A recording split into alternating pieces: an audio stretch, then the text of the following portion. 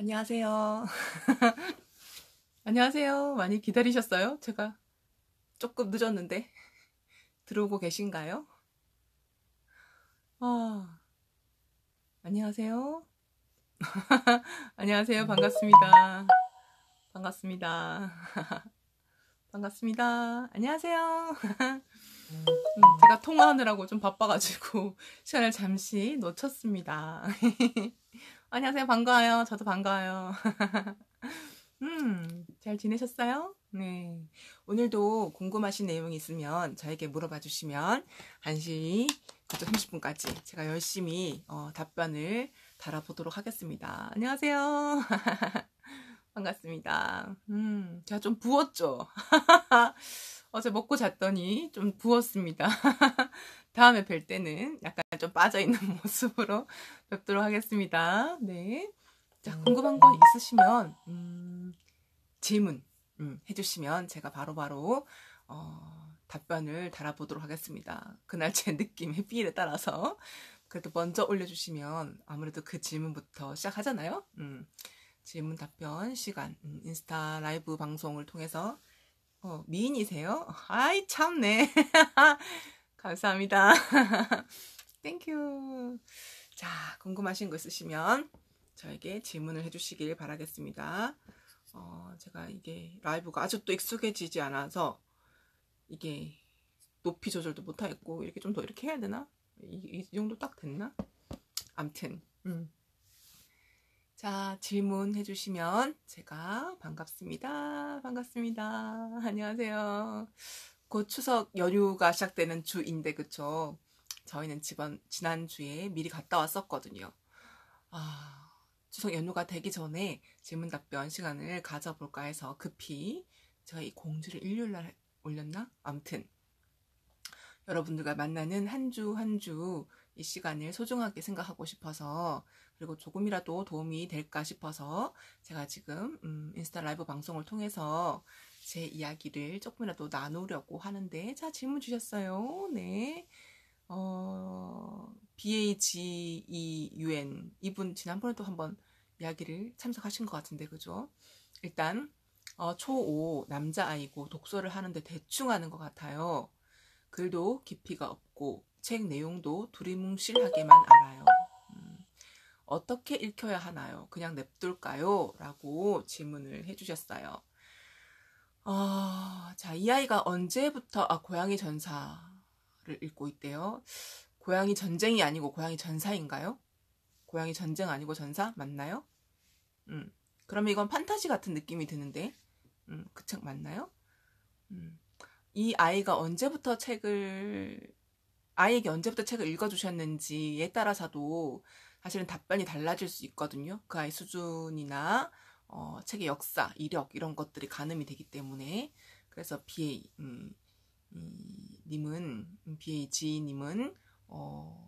언제부터 책을 아이에게 읽어주었는지 좀 이야기해 주시겠어요? 그럼 제가 참고 삼아서 좀 더 도움이 되는 답변을 어릴 때 4살부터 하루에 어느 정도 읽어주셨어요? 어느 정도 읽어주셨어요?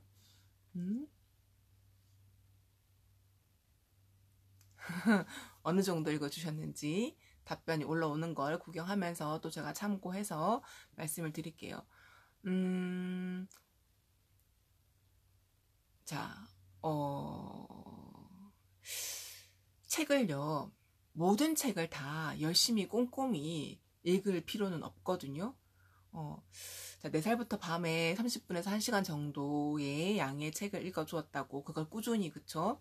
해 주셨다고 생각해 봤을 때, 아이들이 아주 어렸을 때 한 줄, 2줄짜리 책을 읽었을 때는,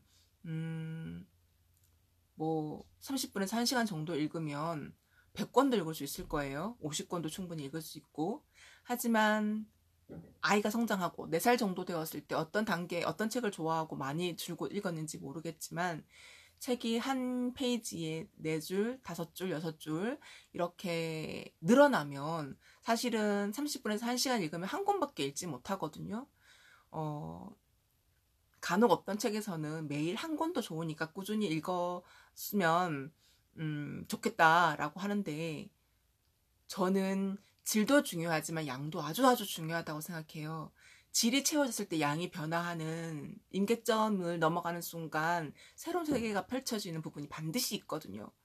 저도 지금은 여러분들에게 육아에 대한 책이든 놀이든 육아, 그렇죠. 내면화의 금방 질문 올려주신 분도 계시던데, 그런 이야기들을 제 경험을 통해서, 그리고 제가 읽은 많은 책을 통해서, 그리고 여러 사례들, 그러니까 제 주변에, 그리고 책 속에 뭐 이렇게 지인의 이렇게 사례를 통해서 제가 녹여낸 이야기를, 나름 정리한 이야기를 여러분들께 도움이 될 수 있게 이렇게 질문 답변 할 수 있는, 적어도 그 질문 답변에 이렇게 여러분들이 참석해 주실 정도로는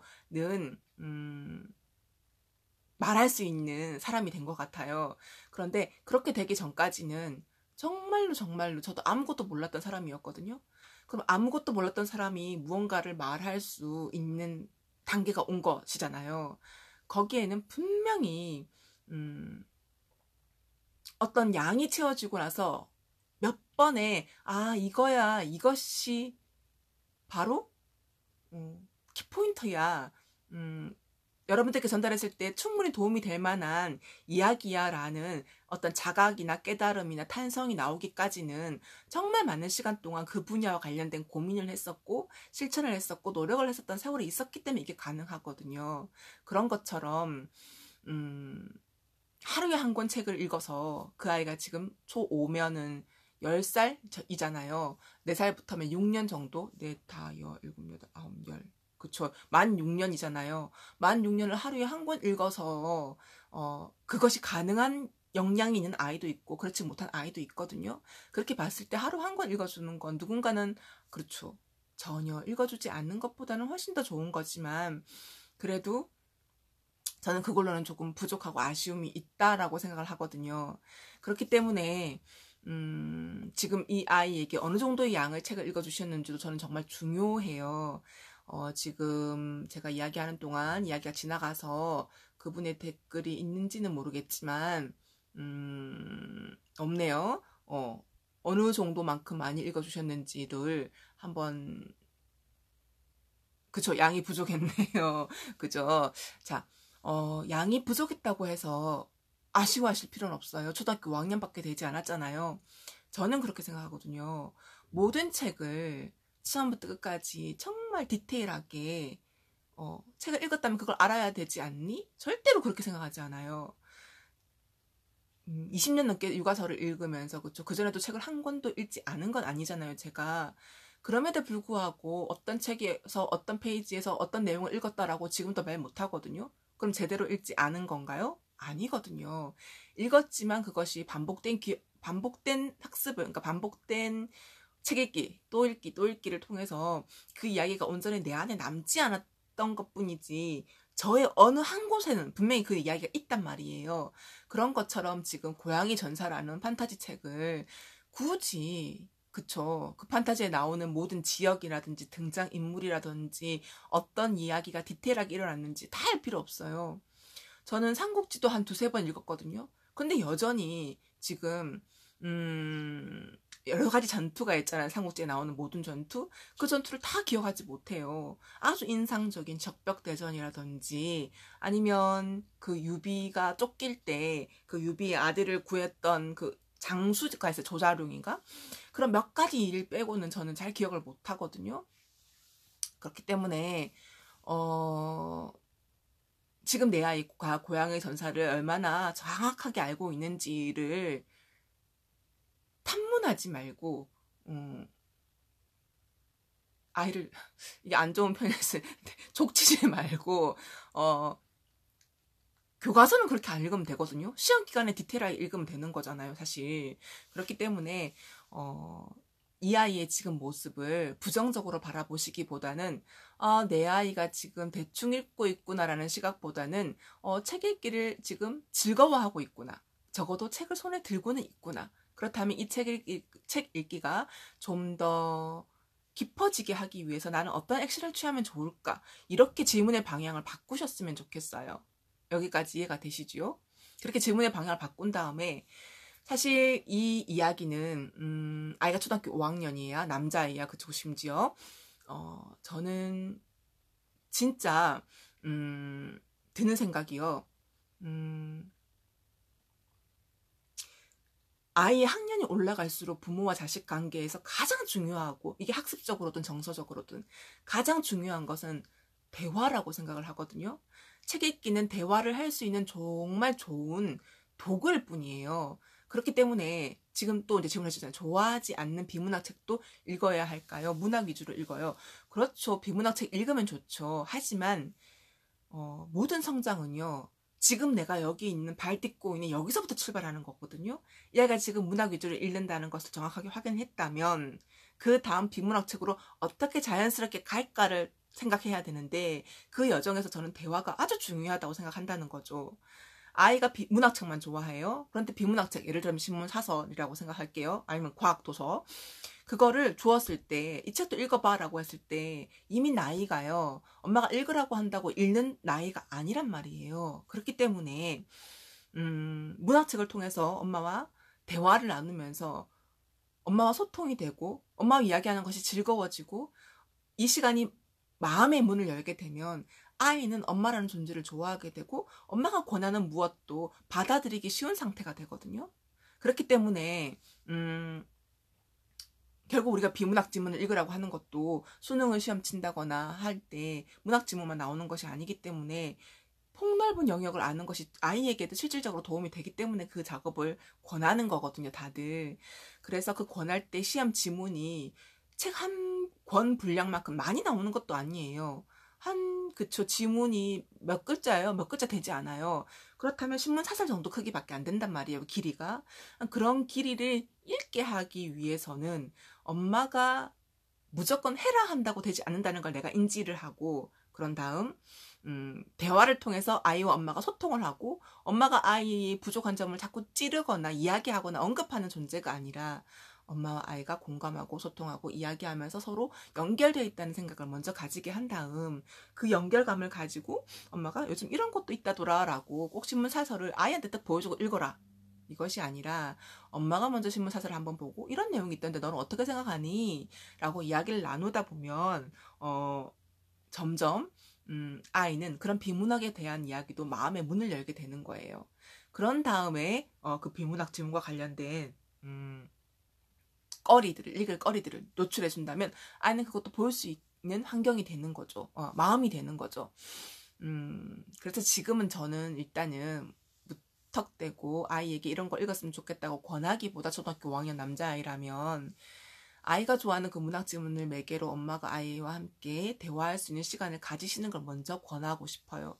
그런 다음에는 이제 엄마가 아이에게 주고 싶은 것도 조금씩 노출하고, 그런 다음에 그런 내용들이 쓰여있는 책도 권해주고, 사설이든 뭐 이런, 예를 들면 그런 거예요. 짧은 분량부터 긴 분량까지. 그렇게 하다 보면 충분히 어머니께서 아이에게 지금 생각하고 있는, 아이가 갔으면 하는 방향, 아이가 어떤 방향으로 나아갔으면 하는 부분까지 충분히 갈 수 있다라고 저는 생각을 해요. 그래서 이거를 실천하지 않으면 정말 모르시거든요. 실천을 꼭 해보시면서. 그럼 엄마가 이것도 해도 저것도 해도 할 게 너무 많아 라고 생각하시는 것도 안 해봐서 그렇게 생각하시는 거예요. 해보면 정말 아무것도 아니에요. 물론 하지 않다가 갑자기 그걸 시작했을 때 어렵게 느껴지는 순간이 반드시 와요. 아무것도 몰랐던 사람이 뭔가를 잘하게 되기까지는 어떻게 어려운 과정이 전혀 없겠어요. 하지만 충분히 님이 할 수 있는 영역이거든요. 할 수 있는 시간과 마음 낼 수 있고, 그렇게 되었을 때 반드시 잘 꾸려나갈 수 있는 날들이 반드시 올 거예요. 제가 아무것도 몰랐던 존재였다가 하게 됐기 때문에 누구보다도 더 잘 알아요. 많은 분들이 저에게 작가님이니까 그렇게 할 수 있었다라고 이야기하는데 그게 아니라요. 인간이라면 누구나 할 수 있어요. 다만 나는 못한다라고 생각했을 뿐이고, 어떻게 그렇게 힘든 것까지 다 할 수 있냐고, 내가 하는 것만 얼마나 많은데 이것까지 내가 해야 되냐고, 이미 하는 것이 너무 많았기 때문에 내 안에 억울함이라든지 난 할 수 없을 거라는 자기 비하 때문에 이것이 힘든 거지 정말 할 수 있거든요. 그러니까 제가 지금 말씀드린 것을 참고해서 한번 도전을 해봤으면 좋겠어요.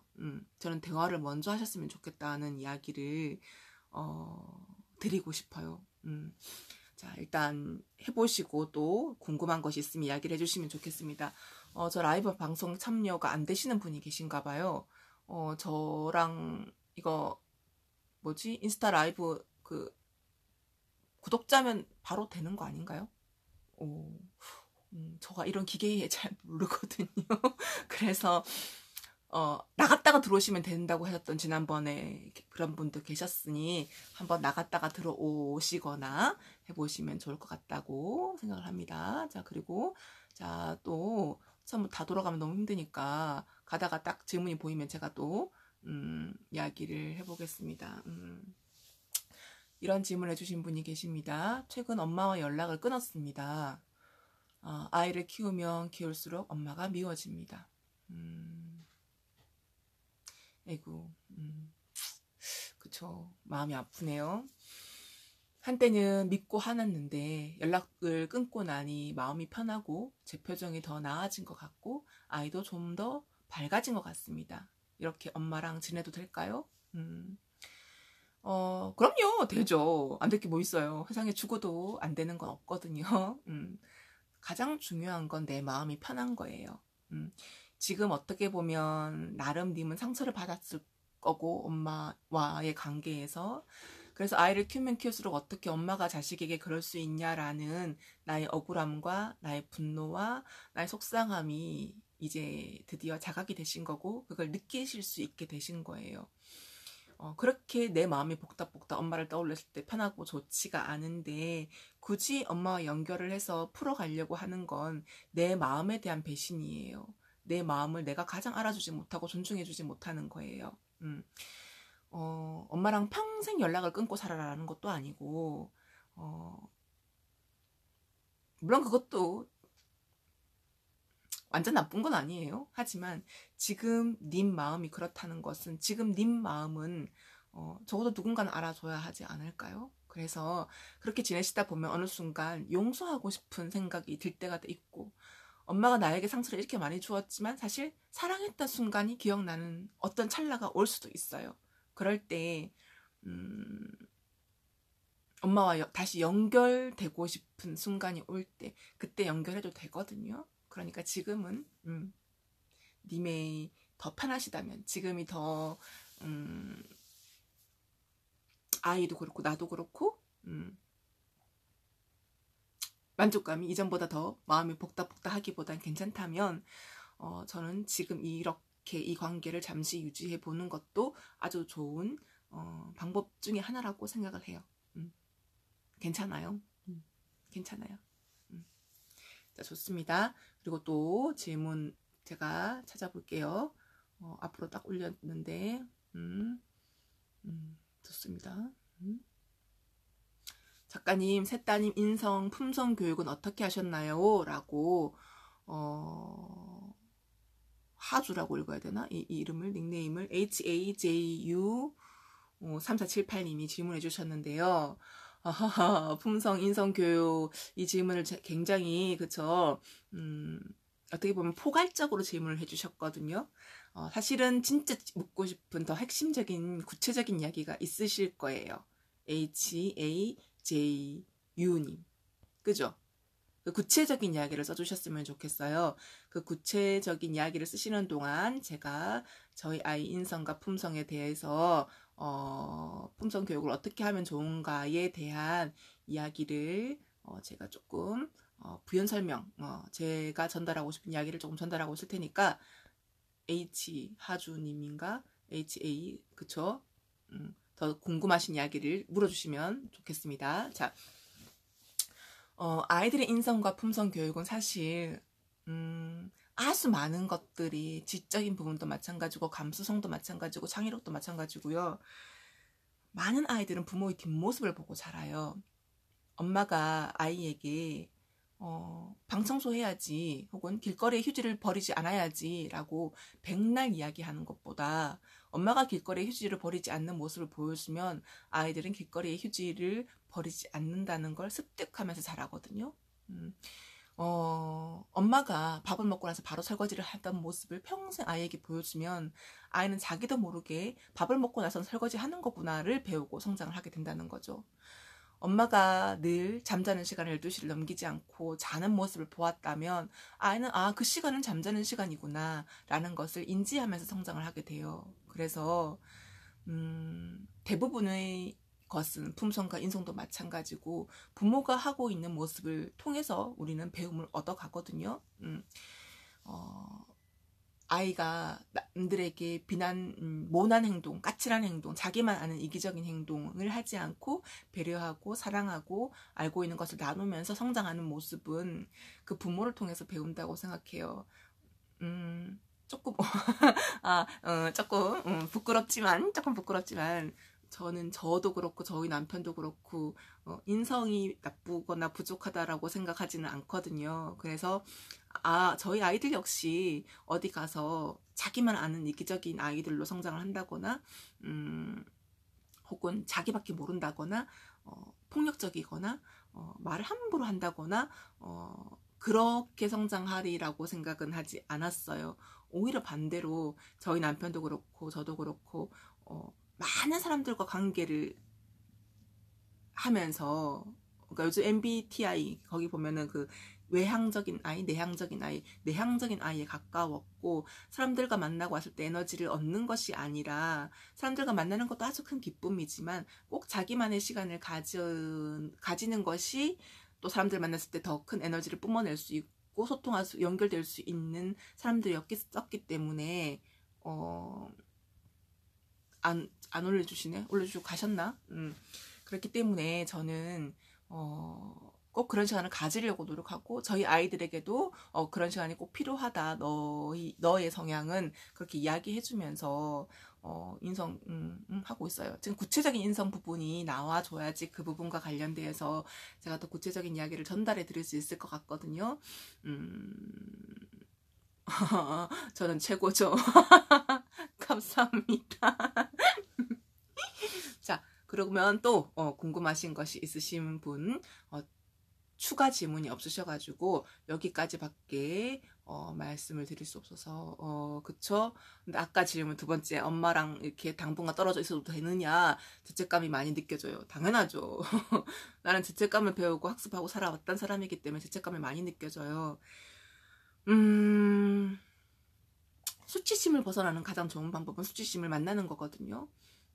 예를 들면 나는 전문대를 나왔어요. 예를 들면 나는 키가 160이 안 돼요. 예를 들면 나는 100kg이 넘어요.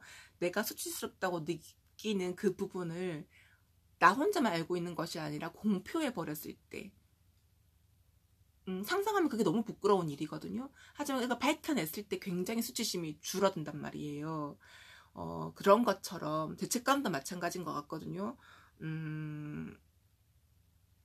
엄마와 연락하지 않고 지내는 것이 당연히 죄책감이 느껴지죠. 특히 우리나라는 효도, 효녀, 동방예의지국이잖아요. 그렇기 때문에 더더욱 부모를 공경하지 않고 부모에게 효도하지 않고 부모와 연락하지 않고 지내는 것이 굉장히 불손하고 나밖에 모르는 이기적인 행동으로 연결될 수 있어요. 그래서 당연히 죄책감을 가질 수 있거든요. 하지만 내가 죄책감을 가지고 자라고 있잖아 지금. 그쵸? 내 아이 역시 그럴 수 있거든요. 그건 원하지 않잖아요. 생각해보세요. 내가 내 아이에게 내 아이는 나와 연결해서 나와 소통하고 나와 이야기하고 나를 찾아오고 만나는 것이 너무 싫고 고통스럽고 힘들지만 타인에게 혹은 자신에게 비난하지 않기 위해서, 비난받지 않기 위해서 마음에 없는 말과 행동을 하기를 원하세요? 나는 내 아이가 그렇게 살아가기를 원하세요? 그것이 아니라면 그 행동을 나에게도 주어서는 안 되는 거죠. 온전히 나도 어떻게 보면 이 죄책감이요. 죄책감이란 이름으로 내가 나를 용서하는 거거든요. 이게 무슨 말인지 이해가 되시나요? 적어도 죄책감이라도 가지고 있으면 나 이렇게 미안했으니 나 엄마 안 찾아가는 거 쌤쌤할래, 퉁칠래 이런 거거든요. 죄책감을 더 깊이 들어가 버리면. 죄책감을 가져서 너무 고통스러운 거 알아요. 하지만 그거라도 가지고 있으니 내가 못한 거는 덜 미안해도 되는 감정이거든요. 이건 좀 더 깊이 들어갔을 때 이야기예요. 죄책감을 가지고 뭔가를 하는 것은 그래서 나에게도 상대에게도 좋은 감정이 아니에요. 심지어 내 아이에게도. 그렇기 때문에 지금 내가 가지고 있는 엄마랑 연락하지 않아서 더 행복하고 그게 내 아이에게도 좋은 영향을 주고 있는 것 같다고 했잖아요. 그런데 그게 너무 미안해서 지금 가지고 있는 만족감조차도 놓치지 않으셨으면 좋겠어요. 평생 엄마랑 이렇게 살아라는 거 아니고 님도 그런 생각 있으신 거 아니잖아요. 적어도 이 한동안만이라도 내가 이 감정에서 좀 벗어나서 편안하고 행복하고 즐거웠으면 좋겠다. 그러고 난 다음에 나중에 감정이 해결되고 나면 그때 연결해서 허심탄회한 이야기를 나누면서 그때 온전하게 서로를 이해하면서 할 수 있어요. 그러면 되는 거거든요. 그러니까 죄책감에 갇혀서 누릴 것도 못 누리지 마시고 어차피 안 가고 안 만나고 연락 안 하면서 미안해하지 마시고 온전히 즐거우신 시간을 보내셨으면 좋겠어요. 타인에게 주지 않은 행동을 나에게도 주지 않으면서 그쵸? 그렇게 지내셨으면 좋겠습니다.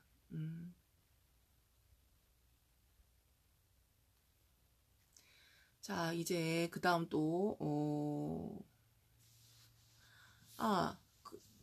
또 추가 질문을 이야기해 주셨네. 엄마는 평균적인 사람이지만 언니만 너무 예뻐해. 그래, 평균적인 사람이 뭐가 중요해요. 나한테는 상처 줬는데, 그죠? 그러니까 님한테는 나쁜 엄마 맞아요. 알겠죠? 그러니까 제 이야기를 그렇게 한번 자기 걸로 잘 수용해 보시고 요 기간 동안은 좀 편안하게 지내셨으면 좋겠다는 이야기를 드려봅니다.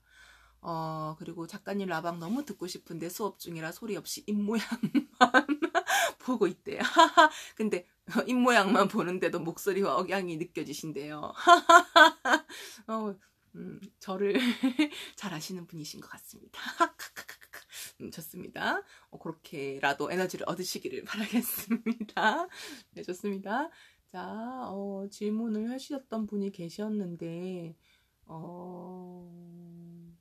자, 아까 어떤 분이서 알고 있는데 유전적인 걸까요? 후천적인 노력이신 걸까요? 이분은 지금 ARA님이신데 어떤 질문을 하셨는지 제가 위에를 놓쳐버리는 바람에 작가님 새 자녀분이 영재인 걸 알고 있는데 유전적인 걸까요? 아님 후천적인 노력이신 걸까요? 여기까지만 하고 오늘 질문 답변 시간을 마치도록 하겠습니다. 벌써 29분인데 제가 좀 늦게 들어왔죠. 자, 영재라는 개념을요, 크게 두 가지로 나눌 수 있어요. 어떤 영재냐면, 크게 두 가지 나누는 거예요. 모든 아이는 영재라는 시선으로 바라보는 관점이 있고요. 또 한 가지는 영재는 타고난다라는 관점으로 바라보는 방법이 있어요. 타고난다라는 관점으로 바라보는 것이 과거에 저희 큰아이가 4살 때 그리스 로마 신화를 쫙쫙쫙 외우고 달고 살길래 신들의 계보를 쫙쫙쫙 읊어대길래 제가 웹슬러 지능이라고 하나? 우리나라에서 지금은 영재교육 판별하는 기관이 많지만 저희 아이가 어렸을 때 이미 17년 전이었겠죠? 그때만 해도 그 기관이 그 자료가 해외에서도 인증받는 유일한 기관이었었어요. 저희 아이 테스트했던 기관이. 거기서는 타고난다. 그러니까 그 뭐지? 갑자기 까먹었네요. 영생모라고 해서 영재 아이와 관련된 갑자기 까먹었네. 지능 지수가 굉장히 높은 그 IQ 테스트 말고 또 하나 더 있잖아요. 우리나라에서 굉장히 유명한 테스트 중에 한 가지가 있는데 멘사. 거기서는 타고난다는 개념으로 멘사 회장님은 그렇게 말씀하시더라고요. 제가 지금 멘사 회장님은 모르겠는데 저희 큰아이를 어떻게 키워야 할까에 대한 고민을 하면서 멘사 회장을 만났던 적이 있었거든요. 이 멘사 회장님도 자기가 아무래도 그런 쪽의 회장이고 자기 아이도 남자아이 둘을 키우는 걸로 알고 있었는데 그때 그분은 아무튼 아이도 키우고 있고 그런 IQ가 좋으신 분들을 많이 만났고 하다 보니까 이쪽에 관심이 있으신 분이신데 그분은 타고난다고 이야기하시더라고요. 그리고 그 반대편에 모든 아이가 영재다라고 이야기하시는 분도 계시고요. 근데 그게 뭐가 중요해요? 하나도 안 중요해요. 물론 진짜로 타고난 듯이 느껴지는 정말 극소수의 아이들이 있어요. 이런 아이들은 한번 싹 훑어보면 다 기억을 해요. 그리고 수에 굉장히 민감하거나 언어에 굉장히 민감한, 누가 봐도 대단한 아이들이 있어요. 이런 아이들은 제가 볼 때 1%가 안 돼요. 한 0.1%의 아이들이 그런 아이들이에요. 하지만 대부분의 영재 아이들은 만들어질 수 있어요. 만들어진다는 게 뭐냐면 이제 아이가 타고난다는 개념인데요. 아이에게 무언가를 자극을 주면은 그 아이들이 정말 잘 수용해서 뱉어내잖아요. 그러면 많은 어머님들이 아이들을 키우면서 어머 애가 영재인가 봐요. 어머 대단해요. 이야기해준데 기억을 하고 있어요. 대부분의 아이가 이 능력을 가지고 있거든요. 그런데 중요한 건 아주 많은 사람들이 코웃음을 치면서 우리 애도 어릴 때 그랬어. 뭔 영재야. 라고 넘어가시는 분은 아이가 타고난 그 고유한 영재성을 개발하지 못하는 분이에요. 대부분의 아이는 그래서 타고난다라고 말할 수 있는 거죠. 이런 맥락에서.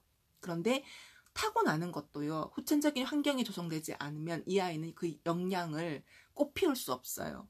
이런 이야기는 일반 시간의 법칙인가? 아주 많은 책에서도 그런 이야기가 있어요. 예를 들어서 미국 퀴즈쇼가 있었대요. 제가 읽은 건 지금 정확히 어떤 책인지 기억이 안 나는데 그 퀴즈쇼에서 굉장히 언어의 민감성을 가지고 한번 설명하면 다 기억하는, 특히 미국은 철자잖아요. 그 철자법 대회 같은 것들을 하면은 굉장히 정확하게 많은 다양한 것을 외우고 있는데 그 아이를 추적 조사한 거죠. 나중에 어떻게 자랐는지. 별거 아닌 거예요. 좀 보잘것없는 거예요. 우리나라로 친다면 정말 진짜 별거 아닌 직업을 가지고 심지어 많은 분들이 희망하지 않는 삶의 모습을 가지고 있는 거예요. 그러니까 그 아이가 얼마나 멋진 역량을 타고나는 거는 중요하지 않다는 거예요. 후천적인 환경이 진짜 중요해요. 그래서 지금 저희 아이들이 타고난 것 같다라고 말씀하셨는데 사실 저는 IQ가 101인가 그래요. 저희 남편은 IQ가 좀 좋아요. 아이가 3명이잖아요. 그래서 아이가 다 아빠 머리를 닮았네요라고 말한다면 저는 또 그렇게 생각하지 않아요. 확률적으로 부족하잖아요. 엄마는 머리가 평범도 아니야. 100이야, 100. 100은 그쵸. 인간이라면 가지는 기본이잖아요. 대부분 100 넘으실걸요? 그런 저와 조금 더 높은 아빠가 있어요. 그럼 그 사이에 있어야지 평균율이잖아요. 그리고 아이가 1명도 아니고 2명도 아니고 3명이면 33.3%란 말이에요. 셋 중에 1명 정도는 머리가 나쁘게 태어났었어야 되는 거예요. 저를 닮아서. 하지만 그렇지 않은 것은 저는 오로지 후천적인 교육이라고 생각하거든요. 진심으로. 그렇기 때문에 아까 뭐라고 쓰셨지? 후천적인 노력일까요? 유전적인 걸까요? 저는 모든 아이가 영재라는, 그러니까 타고나기를 장애를 가지고 있는 아이가 있어요. 그 아이들은 좀 더 다르게 말씀드릴 수 있을 것 같지만 그렇지 않다면, 온전하게 태어났다면 저는 후천적인 환경이라고 생각을 해요. 물론 타고난 아이들이 있는데 그 애들은 0.1%의 아이들이고요. 이 정도로 진짜 궁금하시는 것에 대한 답변이 되셨는지를 모르겠습니다. 자, 그렇게 하고 오늘 이미 또 그쵸, 시간이 30분이 넘었네요. 더 많은 질문이 있었는데 제가 꾸준히 일주일에 한 번이라도 이 라이브 방송을 하려고 하거든요. 그렇기 때문에 꾸준히 참석해 주시면서 나의 질문에 대한 답을 찾는 것도 좋지만 다른 분들의 질문을 들으면서 내 이야기였어. 나는 어떻게 하고 있지? 하고 있는 방법이 있더라도 좀 더 보완해서 가져갈 방법은 또 가져가시면서 그렇게 슬기로운 유아 생활을 하시길 바라고 제 이야기가 조금이라도 도움이 되었기를 바라겠습니다. 어떠셨어요? 오늘? 어떠셨어요? 뒤늦게 오셔서. 네, 항상 감사합니다. 다른 분 질문 듣는 것도 도움이 되어요. 네, 예, 감사합니다. 예, 그쵸. 오늘은 또 여기까지. 모두 추석 연휴 잘 보내시고 추석 마치고 또 제가 공지 미리 띄울게요. 그때 또 뵙도록 하겠습니다. 좋은 하루 보내세요. 좋은 하루. 감사해요. 네, 저도요. 늘 공지해주세요. 네, 알겠습니다. 안녕히 가세요. 하트 뿅뿅. 좋은 하루. 종료. 자주 만나요.